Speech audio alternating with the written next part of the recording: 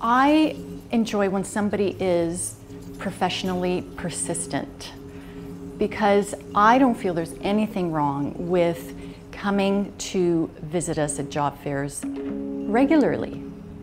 We try and go to job fairs regardless of what our hiring situation is, so we can connect with people. So it's not just about, hi, we're hiring, but it's, hi, how are you? So that, again, going back to relationships, so that's really nice. I encourage people, because there's so many times when we've actually seen students, you might have come by the booth and introduced us, and I see somebody 5 years later and I remember them, you remember the reel because it was so good, or we can hire you, or I've seen you at every job fair, and those relationships work out because eventually, and I know it, patience, if I can add patience to the maturity and professionalism, it takes patience to build relationships and to make sure that our paths cross at the right time, because it's all about timing.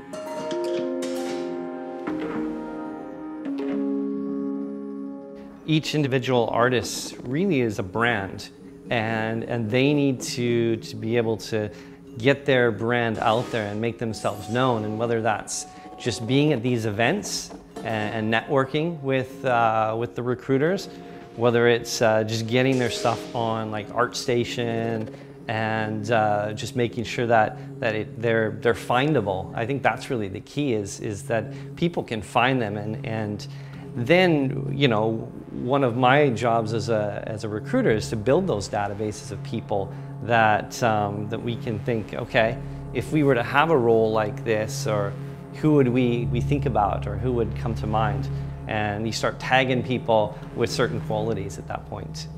The standard of quality of film and TV, or the streaming services are meeting to a certain degree. So I think it's always going to be, just reaching for the highest standard and being as efficient and quick as possible. The shot count's grown, but the quality, has to stay the same. So I guess it would be speed. Speed, like maintaining quality and being as quick as we can. Do we have a list of talent that we'd like to keep in mind for future? Absolutely, that's what the database is for. At least for Zoic, when you apply, you do get into our database system, so you're easy to look up. We encourage artists that perhaps don't have something for them now. We say, send me your updated reel, send me your updated resume, and I update that database.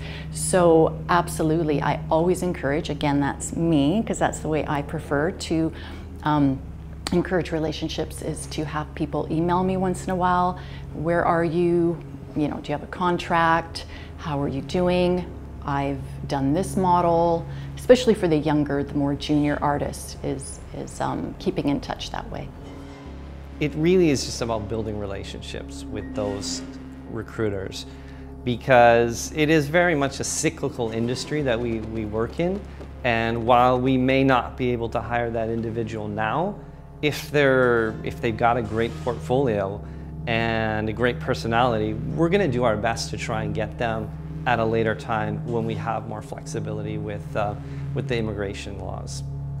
We're not trying to keep talent for ourselves. So again, I think that's true of most recruiters, and certainly for Francesca and I here at Zoic, is if you find a talent that has something and you can't have them, you're like, let's keep them in the local pool if possible. And at heart, we all want to just see people succeed.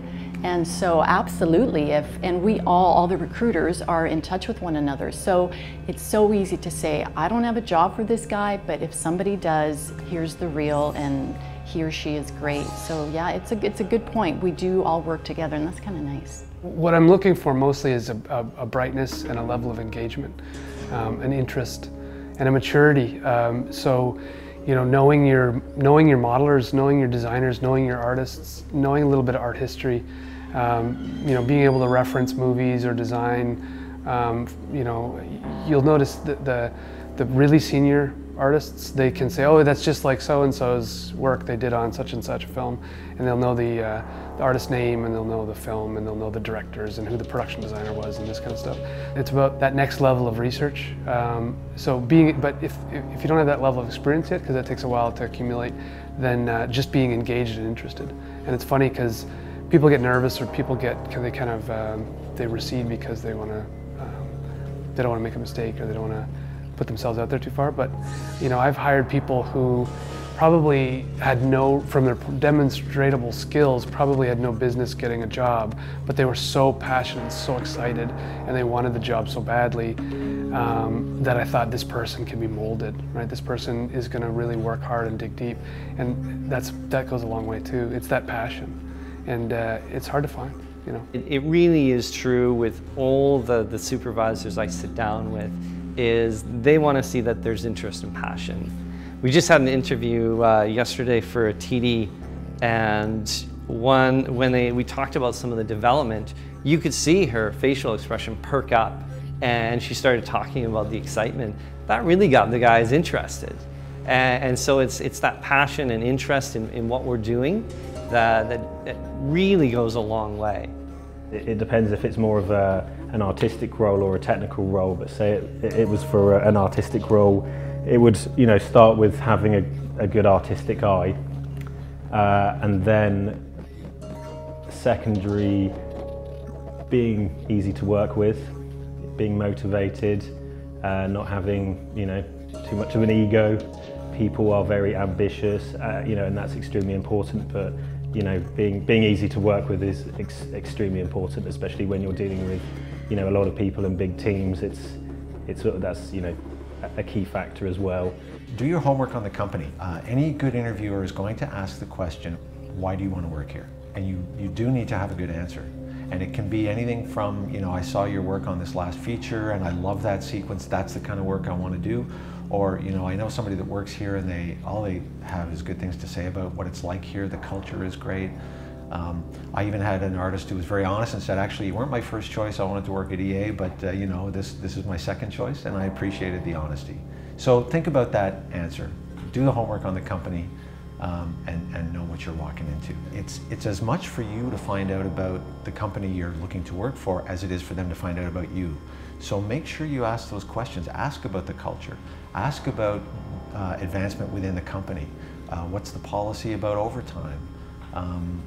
You want to try and get a sense for, is this a good place to work? Because if you're going to be there 40, 50, 60 hours a week, you want to be with good people who respect your skill, and you want to fit into that same culture. So that's really important. It is work, and you know, that factor will come into your everyday life, especially as, you know, through the years, you know, everything ends up being work when you're having to go to work every day, but it's still an amazing industry to be in. You know, when a new project comes along and you get, you know, a new set of things that you have to do, especially when you're having to do something that's very difficult and hasn't quite been figured out before, that's, you know, it's always exciting. So, you know, even after, you know, I've been in the industry nearly 15 years and it's still an exciting thing to be able to do, for sure. Well, recruiting is part of a larger group. So we communicate regularly with production, and production will, when they get a show, we'll schedule it, we'll understand what talent we need. First we'll look internally and schedule that way and see who's going to be leading, etc. And then the gaps are filled in. So then recruiting steps in. So somebody will say we need 10 compositors, 10 lighters, modelers, whatever. And from the time that we receive that information, we could need them by tomorrow, or we could need them a month from now. We begin with job descriptions, job postings. We have a database system that we use. We post the jobs, we post them to sites, and we also really utilize social media. So for us, LinkedIn and Facebook are a big way to get our job posts out there. People apply, we go through applications all the time. The other thing is, when somebody says modeler, I'm like, aha, I just met somebody at a job fair, or aha, I just talked to a school and I think they're a great fit. So it's also about relationship building, and that's the one thing that I think out of everything, is the most important, is the relationships and the ability to know artists, to know where they're at, you know, keep in touch, that goes both ways, and to know other recruiters and studios. So what are some of the things, like classic mistakes you see on demo reels and portfolios in general? It's really basic answer, I guess, but avoid putting stuff that doesn't demonstrate your best work. Because ultimately, I find it just distracts. And I see that a lot because we've been looking for a senior modeler at the moment. And they'll have some really great models, but on their portfolio, they'll also, for some reason, keep some not so great models. And it just takes away from it so quickly. So just having stuff that you're really proud about. And now, it's not to say that every model needs to be a finished model, but then it's being honest about what you're posting. It's a work in progress, and just say that. Or this was a sculpt, a day sculpt. And so at least you're trying to communicate what you understand that is. So when producing your material to send out to prospective employers, it's really important to be brief, make things shorter. You want to leave them wanting more. I've seen reels where people have just an exhaustive number of images and long demo reels, and the worst thing that can happen is somebody stops looking at it because there's so much stuff. Be brutal about trimming your material, and just the 4 or 5 best images, or the 30 seconds or 40 seconds of best demo reel, and leave them wanting more. Leave them wanting to call you to learn more about it. If we're hiring for a cartoony film and everything we get is you know, hyper detailed or super realistic, that person might be the perfect hire, but there's nothing in the reel that validates that. All they've really shown us is that they have patience and they know the tool. But what we need to know is a different skill set. So for me, it's about targeting. That's the second biggest mistake I think people make. And then again, the third one I think is the editorial component. It's the you know, a fairly high consistency of quality, and then they'll almost like they feel pressure to pad it, so they'll add some stuff that they know is not as strong. And I think people should just be ruthless. If it's not something that gets your friends excited, if you ask your friend, should you put this on your reel, and they're like, if they're not like, absolutely yes, that's amazing, then you should take it off. That does remind me, sometimes I think students can be a little bit too ambitious, and you know, there are some programs that are 4-year programs and people are putting out short films, and that's great, you've got the time to do that, but when you've got a limited amount of time, I mean, ultimately we're not interested in a short film. It is the quality over the quantity, and we want to see that attention to detail. I mean, Phil did mention that, you know, having some variety is good, and you need to get there, but for sure, it's always the quality of the work that's going to land you or get that attention at least. We talked about things like model rotations. Even though you're not maybe going for a job as a camera person, instead of just doing a model rotation, you know, look at doing a little cinematic camera move on it, just to show that your visual sensibilities expand beyond your chosen field. I think those little things will make people pay attention. Also, watch out for little errors, little render errors, lighting pops. It's amazing how a really good demo reel, if it's got a couple of small errors, that will detract. And I'll see those and pay attention to them, and you'll wonder, why didn't you fix them? Is it because you were too rushed, or you didn't even notice them? Make sure you fix those things. That's really critical. You can really tell the difference between somebody who's going to do really well in the business versus somebody who's going to struggle, because when you give them revisions or you give them notes, they're excited about them because it's going to make their model better.